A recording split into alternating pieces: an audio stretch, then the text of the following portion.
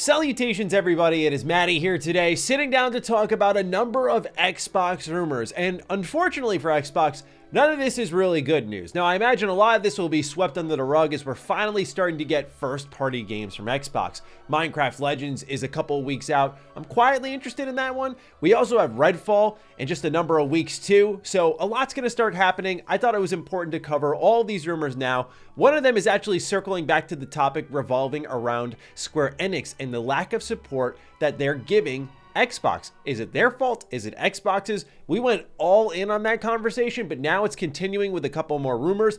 Also, it's being reported that Xbox is removing a major feature that fans aren't too pleased with despite the legality of the situation. And last but not least, we got a couple of Activision Blizzard updates as it looks like things are moving toward an approval, and PlayStation, they're kicking and squirming, that's for sure. No shame whatsoever. But anyway, ladies and gentlemen, if you're new here and you're into Xbox news and information, consider subscribing. Let's begin at the top with Square Enix. This one continues to be a fascinating topic to me because as someone who absolutely loves JRPGs, I want to see Xbox involved in all of them. Not just in the terms of current ones releasing, but going back to the 360 days where we'd have Lost Odyssey and Blue Dragon. Shout out to Mistwalker, man. Great times. But we can't even fathom the idea of an exclusive JRPG over on Xbox. And it definitely hurts a little bit more when Square Enix, when you look at the JRPG scene, there are many producers, but Square does bring out the most. You look at Live Alive, Octopath Traveler, all the Final Fantasy games like Pixel Remasters now coming out in a couple weeks, and we've learned once more, it will not be on Xbox. There have been a lot of suggestions on what's going on here as we dove into in that video. Is it Xbox's fault? Are they not doing enough to support Square Enix? Is Square Enix not doing their part in considering the Xbox customer base? Or is it somewhere in the middle where PlayStation is middling in, which I put the caboose on? It could be anything, but it seems like now rumors are suggesting that it's something deeply wrong with Xbox and Square Enix's relationship. This comes from Dad of Xbox, Jez Corden over at Windows Central. Let's read what he had to say and then we'll discuss a bit. In the article he wrote about what's going on with Pixel Remaster and Octopath, Jez said, increasingly, I've been hearing rumors that there is something functionally wrong with the relationship between Microsoft and Square Enix. Square Enix has only been offering Xbox a very limited selection of titles from its catalog, including games like Stranger's Paradise and Diofield Chronicle, neither of which reviewed particularly spectacularly. Despite Octopath Traveler launching on Xbox and even into Xbox Game Pass, the sequel is nowhere to be found and likely isn't coming. So a couple of people came to Jez and said things like this is not on Xbox as much as you may want it to be, and Jez said, that's not what I've heard. And then meanwhile, someone says, this ain't even Xbox's fault, and Jez again says, not what I have been hearing. Okay, let's hypothesize. The relationship is falling apart here. I mean, it clearly makes sense. It kind of spells itself out before our very eyes when you see the lack of games. But how could this have come to be? You think about Xbox Game Pass and where it was in its life cycle and where Outriders of all games came in as the perfect kickstart to the third-party day one Game Pass train. Now it's a service norm, and now we're getting bigger and better games than ever before day one that we could only imagine. I go back to Wolong, MLB The Show. These are games that I would pay top dollar for, but they're coming to the service free of charge. But it all really began in the third-party capacity with Outriders, and that was a Square Enix published game. So when everyone saw that, we thought, well, when it rains, it pours. Come on in, Square Enix. Let's see what you've got for us. Any other games? And when we saw Octopath, okay, JRPG support, let it begin. Let's turn this narrative around. We need Square for this because, you know, Xbox has managed to court the likes of Sega with Persona, but Square is a whole different beast. So when you see Octopath and it's not on PlayStation, it did seem to reflect that some type of partnership was developing there. To me, if you use that as the checkpoint, then what changed between then and now?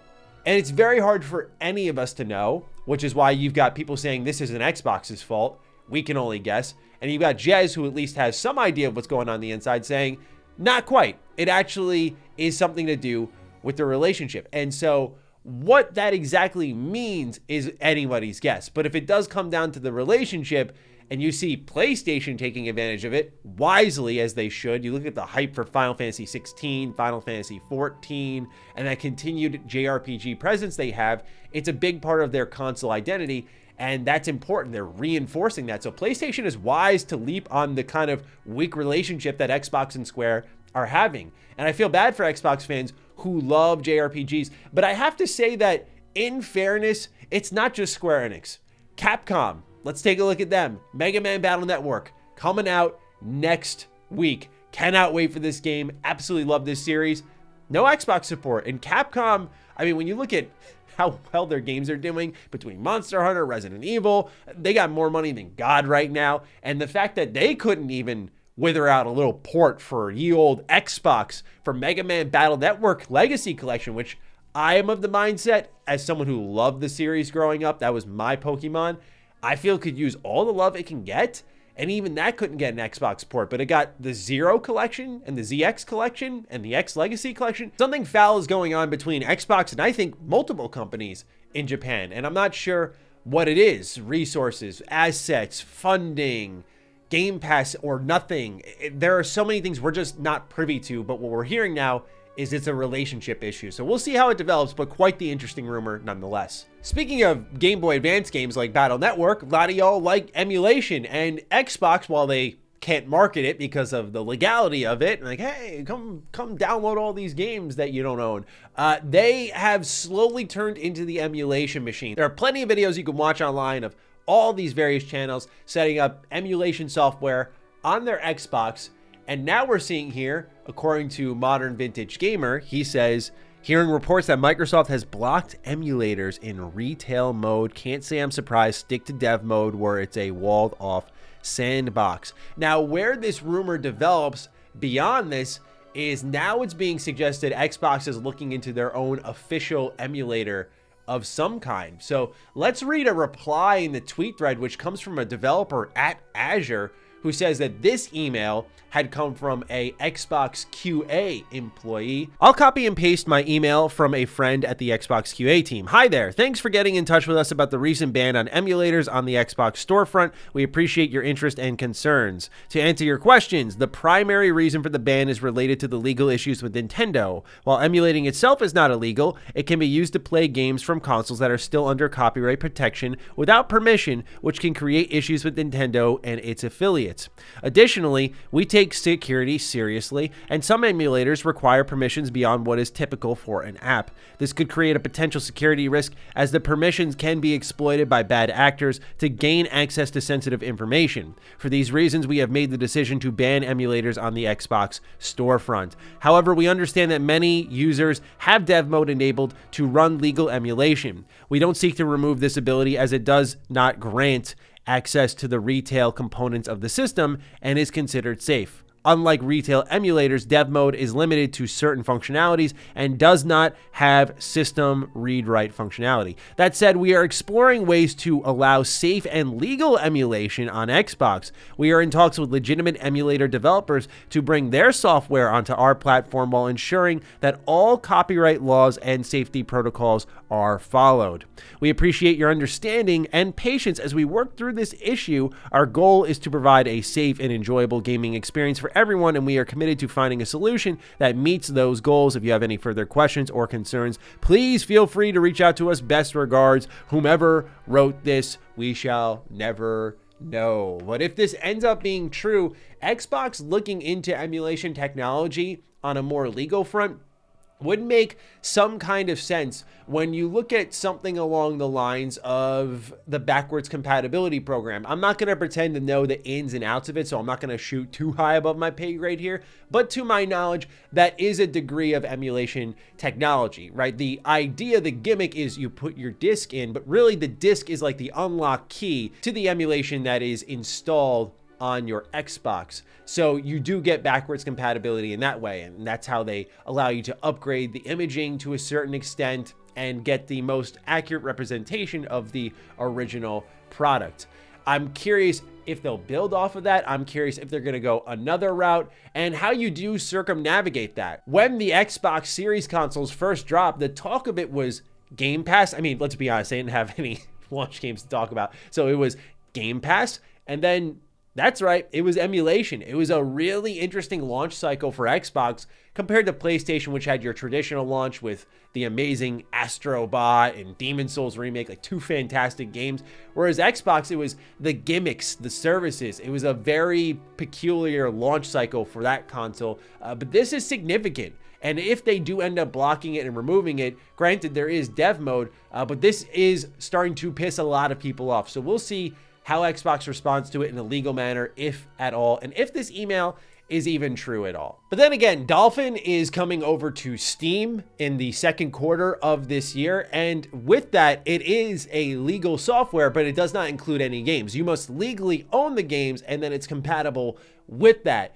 But I think Xbox is aware that most of those games aren't going to be acquired in the most legal of ways, but if they can support it, it's another bonus to their box. So I imagine maybe Dolphin, if they're going to Steam, is one that they're talking to, and I'm curious how that will go, because that would certainly make a lot of headlines if Dolphin had branched out to consoles in a more official capacity than this application people are downloading on their computers. We'll see, but very curious to see how Xbox handles it. Let's move on to our last story here, which has to do with Activision Blizzard. You see, what's going on with this deal has been fascinating because it just highlights that none of us truly know. You know, toward the end of 2022, with the Game Awards and everything going on with Xbox, the deal getting blocked by the FTC, it was looking grim for a month or two. And now suddenly it's turned around. Now we have the CMA backing the deal. The EU is still coming to a decision as we are awaiting that. And obviously, as the FTC gets backed more and more into a corner, they're not going to have much of a leg to stand on to challenge Microsoft, and the deal will likely go through as it's being reported. However, because of that, PlayStation went from one position of strength to now playing defenseless again. And while it doesn't fall more into the rumor category, the rumor is the deal will go through. What PlayStation is saying now blows my mind. And I'm not saying that to be hyperbolic because I cover Xbox stuff here. Y'all know I love PlayStation, but I'm very stunned by this being said here. Let's just read and I'll explain why. This comes from Pure Xbox. The quote is, "Any degradation in the price, performance, or quality of play on PlayStation in regards to Call of Duty, or any delays on release would quickly harm SIE's reputation and cause a loss of engagement and players." As SIE's CEO Jim Ryan explained to the CMA at the Remedies hearing, if PlayStation received a degraded version of Call of Duty, it would seriously damage our reputation. Our gamers would desert our platform in droves, and network effects would exacerbate the problem. Our business would never recover. So there's no doubt that the entire deal here with Xbox and Activision is circled around Call of Duty. I say that because now we got like the New York Times saying that there's a surprise hit in Diablo 4. Like, that's how much Call of Duty is monopolized. If there's any monopoly, it's Call of Duty monopolizing the conversation that Blizzard and all its popular games are just sliding on in. And Xbox is like, yeah, you keep arguing about Call of Duty. Let's get Diablo in here, get Overwatch in, quick, come on. And whatever else is up next from Blizzard, these games are going to be huge for Xbox. So I'm sure they're almost happy the focus is on Call of Duty because it distracts from all these other extremely popular games that will make their system even more appealing. But when Jim Ryan says something like this, I know his job is to protect PlayStation, and so he's got to kind of take the egg on the face and play defenseless to try to win over regulators, because now PlayStation is not pleased with the decision that the CMA is likely coming to. But when you pretty much admit, we were bad at managing our company, therefore you shouldn't allow this through, I don't know if any regulator is going to hear that out. What do I mean by that? Well, when you're saying we will never recover without Call of Duty, if we get a damaged version of Call of Duty, our business would be damaged forever. You're putting all of your eggs in the third-party basket, and that just says to regulators, you've operated your business in the wrong way. It's not on us to fix your poorly run business, which, by the way, PlayStation doesn't run a poor business before anyone goes crazy with that. But they're going to say, it's not on us to fix that. It's on you to fix that. And, oh, you've got a number of first-person shooter IPs and other cool popular things, 3D mascots like Sly Cooper, that you should do a show, a movie, and a video game for. You could revive these, and you would still have a leg to stand on, for sure. You just got to invest in different things that aren't Call of Duty, which, by the way, you're still going to get. And when this comes after Jim Ryan says that I don't want a new Call of Duty deal, I just want to block your merger, we already knew this was the case, right? This was very obviously the case. It was hilarious, but this was obviously what PlayStation always wanted to do. Now that they're being matter of fact about it, then they see this decision. You can see now the politics of it, clear as day. Like, I think we've all learned together the politics of this acquisition. Now it's no longer, I just want to block your merger because you're in a strong position. Now it's, we will be damaged forever. How could you do this? You're going to ruin us. And PlayStation will run no problem after all this is said and done. Believe you me. But that is the rumor right now, that the deal will likely go through. However, PlayStation does have some stuff to say about it. So we'll see where all of it goes, as we've learned to not be declarative with any of this deal.